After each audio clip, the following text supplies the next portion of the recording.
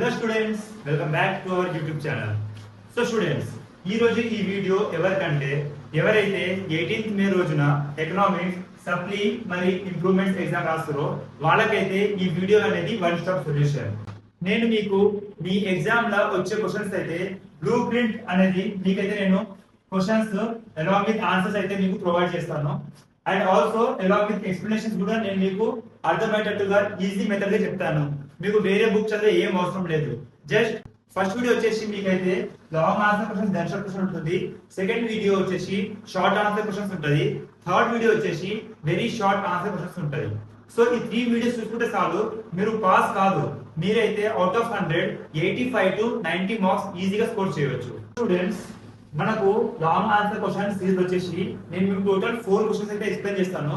ఈ 4 నుంచి 3 అయితే 100% మీకు ఎగ్జామ్ లో కనిపిస్తుంది. సో అందులో ఫస్ట్ క్వశ్చన్ వచ్చేసి what is perfect competition market and explain it's mechanism of price determination under perfect competition market. So ఈ క్వశ్చన్ వచ్చేసి అయితే మీకు అర్థం కావాలంటే ఫస్ట్ నేనైతే మీకు చిన్న ఎగ్జాంపుల్ ఇస్తాను. ఈ ఎగ్జాంపుల్ మీకు అర్థమైందంటే ఈ ఆన్సర్ అనేది ఇవన్నీ మీరు ఓన్ గా రాస్తారు. సో ఎగ్జాంపుల్ వచ్చేసి ఏంటంటే ప్రతి విలేజ్ లో కూరగాయల మార్కెట్ అనేది 100% ఉంటుంది. అక్కడ మీరు ఇష్టం ఉన్నప్పుడు వెళ్ళొచ్చు, ఇష్టం ఉన్నప్పుడు రావచ్చు. అక్కడ కూరగాయల మార్కెట్ లో ఏం చూస్తాం, అందరూ సేమ్ అమౌంట్ ఆఫ్ గూడ్స్ అయితే అమ్ముతారు, టైప్స్ ఆఫ్ కూరగాయలు అయితే అమ్ముతారు. సో అక్కడ అనేది ఎక్కువ మంది సెల్లర్స్ ఉంటారు, ఎక్కువ మంది బయర్స్ ఉంటారు. ఎవరైతే సెల్ చేస్తారో, ఎవరైతే బై చేస్తారో అందరికి ఆ కూరగాయల మార్కెట్ గురించి అయితే పర్ఫెక్ట్ నాలెడ్జ్ ఉంటుంది. ఒకవేళ మీకు ఈ చెప్పిన ఎగ్జాంపుల్ అర్థమైందంటే మనం ఆన్సర్ చూసుకుందాం. సో ఆన్సర్ ఇంట్రొడక్షన్ వచ్చేసి perfect competition is a market where there are large number of buyers and sellers.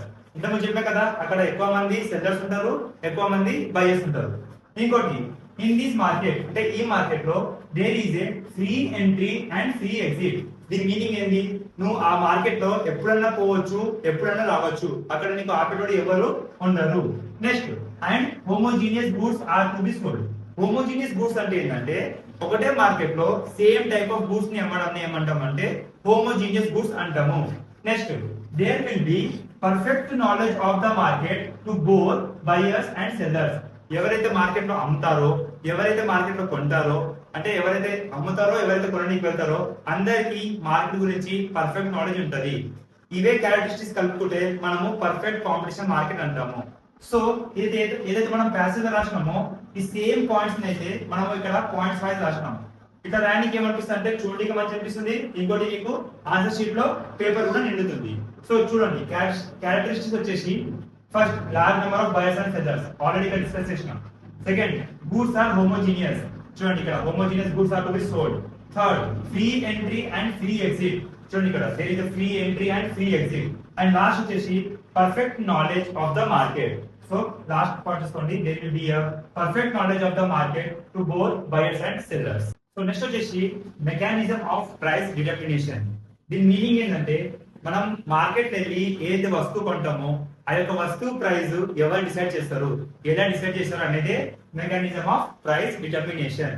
So ఈ పర్ఫెక్ట్ కాంపిటీషన్ మార్కెట్ లో సెల్లర్స్ ఎవరైతే అమ్ముతారో వాళ్ళు ప్రైస్ ని డిసైడ్ చేయరు, not the sellers of the market. మరి ఎవరు డిసైడ్ చేస్తారు, ఎవరు డిసైడ్ చేస్తారంటే ఇండస్ట్రీ వాళ్ళు. సో మన పర్ఫెక్ట్ కాంపిటీషన్ మార్కెట్ లో వస్తువు యొక్క ప్రైస్ అనేది మనకు ఇండస్ట్రీ వాళ్ళు డిసైడ్ చేస్తారు, కానీ సెల్లర్స్ ఎవరైతే ఉన్నారో వాళ్ళు ఆ మార్కెట్ ప్రైస్ అనేది డిసైడ్ చేయరు. ఇది ఎంత చూసుకోవాలంటే మనకి ఈ టేబుల్ అయితే రావాలి. ఈ టేబుల్ చాలా సింపుల్. ఇందులో మనకు 3 కాలమ్ అయితే ఉంది. ఫస్ట్ కాలమ్ వచ్చేసి price, second column quantity supply, third column quantity demand. So చూడండి ప్రైస్ వచ్చేసి 10 యూనిట్స్, 20 యూనిట్స్, 30 యూనిట్స్, 40, 50 యూనిట్స్. అందులో మనం సప్లై చూసుకోండి 20, 30, 40, 50, 60. అలాగే డిమాండ్ చూసుకోండి 60, 50, 40, 30, 20. సో మీ బుక్ లో అయితే ఈ టేబుల్ కింద ఏదో పెద్ద డయాగ్రామ్ రాసి ఉంటది, అది రాయకుండా మీరు సింపుల్ ఓన్ లాంగ్వేజ్ రాయొచ్చు. సో ఈ టేబుల్ వేసినాక టేబుల్ ఎక్స్ప్లెనేషన్ హెడింగ్ పెట్టి మీ ఓన్ భాషలో రాసేయండి. In this table there are 3 columns. The first column is about price, second column is about quantity supply, and third column is about quantity demand. ఈ simple language రాస్తే చాలు. So చూడండి మనం price చూసుకున్నట్లయితే ఏం చేయండి, 10 నుంచి 20, 20 నుంచి 30, 40. ఇక్కడ ప్రైస్ ఏమైంది, పెరుగుతుంది. ఇక్కడ ప్రైస్ పెరుగుతుంది. ఎప్పుడైతే ప్రైస్ పెరుగుతుందో అప్పుడు సప్లై కూడా పెరుగుతుంది. చూడండి 20 to 30, 30 to 40, 40 to 50. అలాగే డిమాండ్ ఏమైతుంది మనకు నెగిటివ్ చూపిస్తుంది. సో 60 నుంచి 50, 50 to 40 ఇట్లా మనకు డౌన్ ఫాల్ చూపిస్తుంది. సో దీన్ని మీరు ఇంగ్లీష్ ఏం వేయాలంటే as we see that as the price is increasing the quantity supply is also increasing but the quantity demand is decreasing. Sir ఈ 3 పాయింట్స్ రాస్తే టేబుల్ ఎక్స్ప్లెనేషన్ అయిపోతుంది. నెక్స్ట్ టేబుల్ ఎక్స్ప్లెనేషన్ రాసినాక నెక్స్ట్ మీరు graph shift కావాలి. ఈ graph ఎట్లేసామంటే ఈ table basis మీద చూసుకోండి.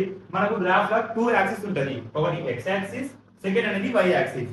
ఈ x యాక్సిస్ లో మనము క్వాంటిటీ సప్లై మరియు క్వాంటిటీ డిమాండ్స్ వాల్యూస్ అయితే తీసుకుంటాము. అండ్ ఇన్ y యాక్సిస్ లో మనం అయితే ప్రైస్ వాల్యూ తీసుకుంటాం. చూడండి మనకు ప్రైస్ 10 ఉన్నప్పుడు క్వాంటిటీ సప్లై ఎంత ఉంది 20.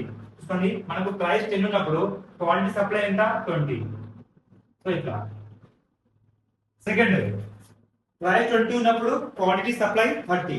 సో 20 ఉన్నప్పుడు క్వాంటిటీ సప్లై ఎంత మనకు 30.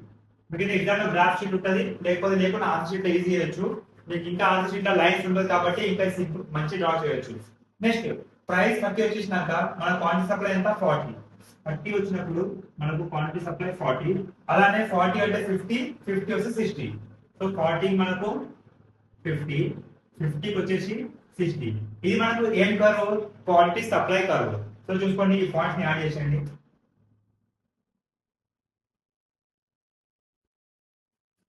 నెక్స్ట్ ఇది రాసుకునేట quantity supply curve. Quantity supply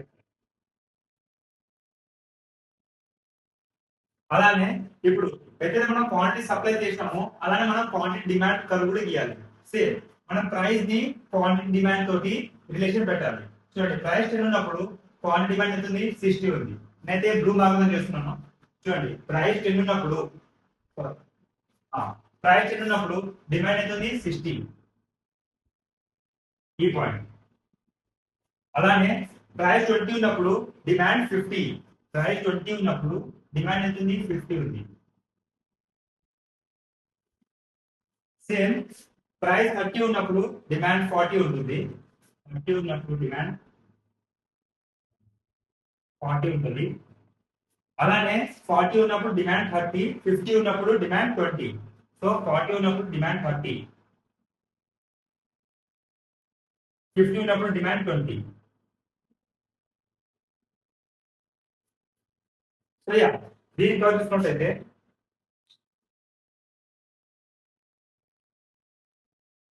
ఇది ఏం curve quantity demand curve.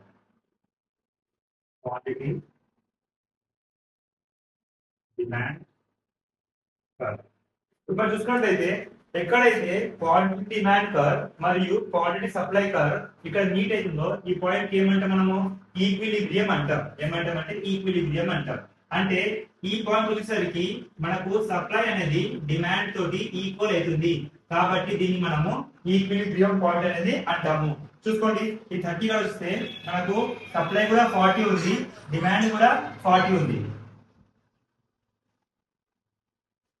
So ఈ పాయింట్ ఏమంటే మనం ప్రైస్ 30 యూనిట్స్ ప్రైస్ ఏమంటే మనము ఈక్విలిబ్రియం పాయింట్ అంటాము. నెక్స్ట్ మనం టేబుల్ డ్రా చేసినాక టేబుల్ ఎక్స్ప్లెనేషన్ ఎట్లయితే చేసినామో అలానే గ్రాఫ్ రాసినాక గ్రాఫ్ ఎక్స్ప్లెనేషన్ రాయాలి.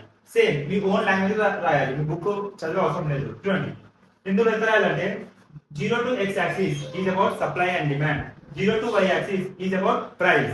In this graph you will be having two curves, quantity supply curve and quantity demand curve. చూడండి as on the price is increasing, the supply ఇగో ఈ blue colour ని supply curve కదా. So supply curve is also increasing. as on the price is increasing, the demand curve ఏమవుతుంది ఇట్లా తగ్గుతుంది కాబట్టి demand curve is decreasing.